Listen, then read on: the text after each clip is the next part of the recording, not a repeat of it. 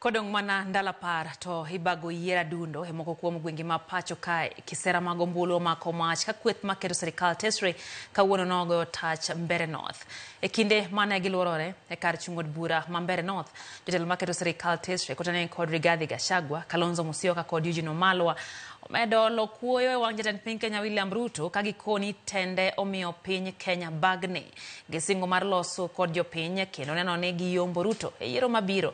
Bende giwuok tung' mosuo kod jotelo masiro Ruto e masawa mar piny Kenya kagikoni jotelo go siko kawuondo jopiny to dongruok malong'o to onge gwengego. Ile Ruto anasema watoto wapigwe risasi miguu. Umesikia akisema hivyo? Hebu mjiulize. Ni rais yupi? Rais yupi anaweza kusema watoto wake wapigwe risasi miguu? Huyo ni mtu ako na akili timamu. Juzi akaenda huko Ukambani akasema kina Kalonzo hawana akili. Jameni. Sasa mimi nimekuja tuliagana na nyinyi. Mkule pesa ya Kasongo. Mkule ya Soprano. Mkule ya Karinda. Mkule ya Roko. Lakini kura yote ni ya Newton. Harambe. Tuliagana mkikula pesa nikuja nifunge hoteli. Tufunge hoteli ama tugoje kidogo? Sisi tuko hapa kuwaomba hivi.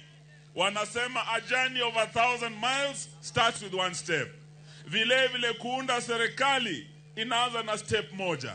Ushindi kwa by election hii ya Mbeere North itaonyesha ya kwamba Kenya imeamua the next government hii ya upinzani itaundwa kuanzia hapa tarehe 27. Mko tayari jamani?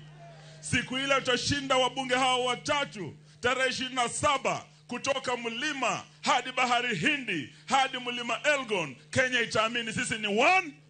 Sisi ni one. Jatenda ODM kawuono wuok oko mar kweyo